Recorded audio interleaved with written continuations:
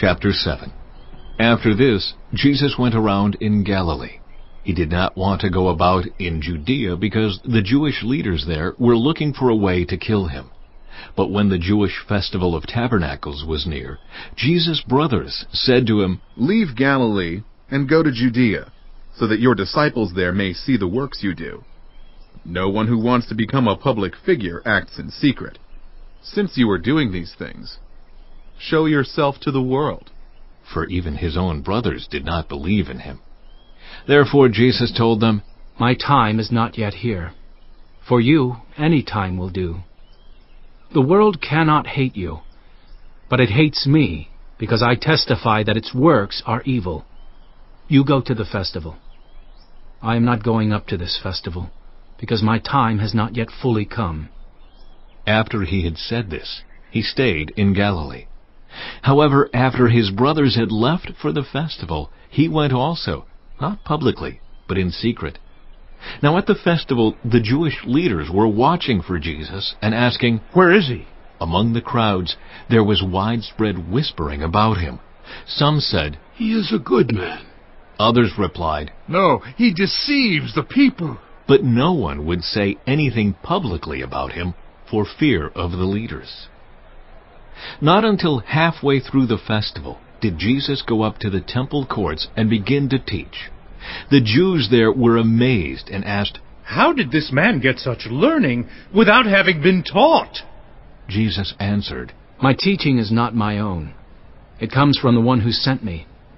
Anyone who chooses to do the will of God will find out whether my teaching comes from God or whether I speak on my own. Whoever speaks on their own does so to gain personal glory. But he who seeks the glory of the one who sent him is a man of truth. There is nothing false about him. Has not Moses given you the law? Yet not one of you keeps the law. Why are you trying to kill me?" "You are demon-possessed." the crowd answered. "Who is trying to kill you?" Jesus said to them, "I did one miracle, and you are all amazed. Yet because Moses gave you circumcision, though actually it did not come from Moses, but from the patriarchs, you circumcise a boy on the Sabbath.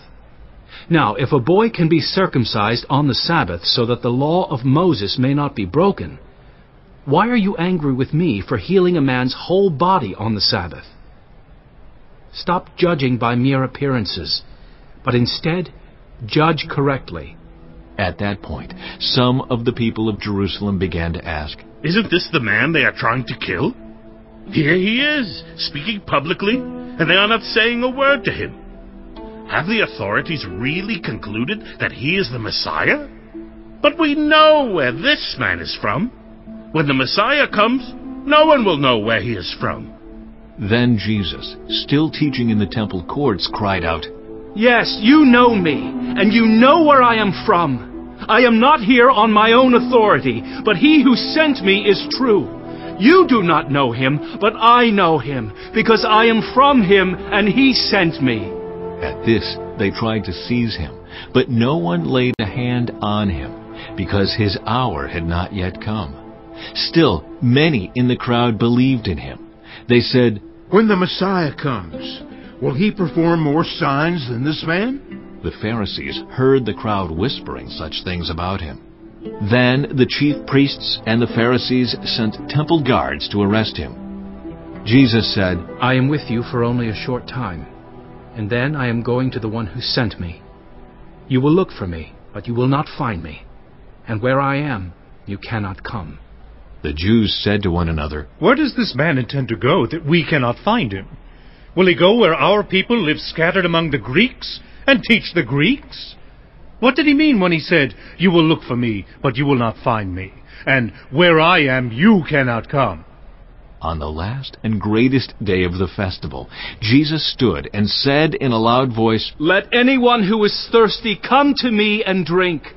Whoever believes in me, as Scripture has said, rivers of living water will flow from within them." By this he meant the Spirit, whom those who believed in him were later to receive. Up to that time, the Spirit had not been given, since Jesus had not yet been glorified. On hearing his words, some of the people said, "Surely This man is the prophet. Others said, He is the Messiah. Still others asked, How can the Messiah come from Galilee? Does not Scripture say that the Messiah will come from David's descendants and from Bethlehem, the town where David lived? Thus, the people were divided because of Jesus. Some wanted to seize him, but no one laid a hand on him. Finally, the temple guards went back to the chief priests and the Pharisees, who asked them, Why didn't you bring him in? No one ever spoke the way this man does. The guards replied.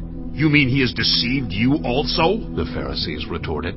Have any of the rulers or of the Pharisees believed in him? No, but this mob that knows nothing of the law, there is a curse on them. Nicodemus, who had gone to Jesus earlier, and who is one of their own number, asked, Does our law condemn a man without first hearing him to find out what he has been doing? They replied, Are you from Galilee too? Look into it, and you will find that a prophet does not come out of Galilee.